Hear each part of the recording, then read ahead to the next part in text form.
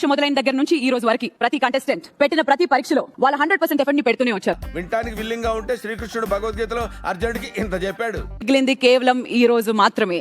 ముగింపు వచ్చేసింది, ఇంకా తెగింపు చూపించాల్సిందే. మీరు నమ్ముతారో నమ్మరో నాకు తెలియదు కానీ బ్యాక్ స్టేజ్ నవదీప్ కొంచెం ఎమోషనల్ అయ్యారు. ఊరుకో ఎద్దులో ఉన్న ఏడిస్తే దరిద్రంగా ఉంటది.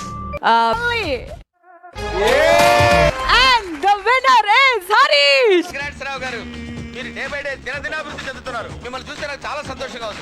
ఈ ఆట ఎలా ఉండబోతుందో Abhijit, over to you. Flip the bottle challenge అని మీరు వినే ఉంటారు. So sweet. అసలు ఇలాంటి ఐడియాలు ఎలా వస్తాయండి మీకు? రే అభి, ప్రణవ్ గారు ఏమన్నారో విన్నావా? గాడ్, మండుతున్నట్టుంది. లో కాస్త స్పీడ్ తగ్గింది కానీ కళ్యాణ్ రాజా వారు మరొక్కసారి గెలిచేశారు. ఐ ఫీల్ శ్రేయ అన్వర్తి ఎందుకంటే she's innocent for this game. తొక్కేశారమ్మా, లోకల్ పాలిటిక్స్ టాలెంట్ అంతా తొక్కేశారమ్మా. అనువతి, హరీష్ గారు అబ్బా మళ్ళీ వచ్చాడు, ఇప్పుడు ఏం చేస్తాడు?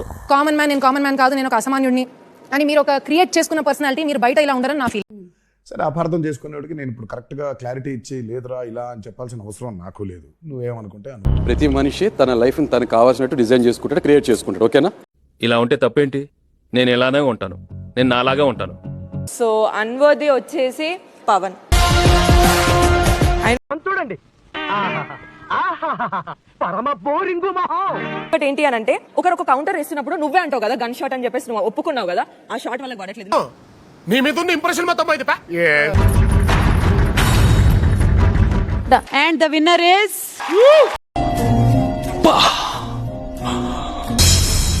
yes, and the winner is Pawan Dhiman.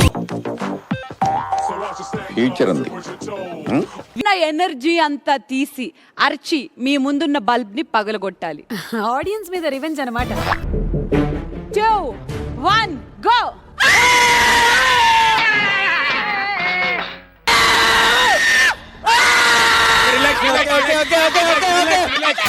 అమ్మోయ్, అయ్యి బాబోయ్, ఆపే బాబోయ్, ఏముంది ఇందులో?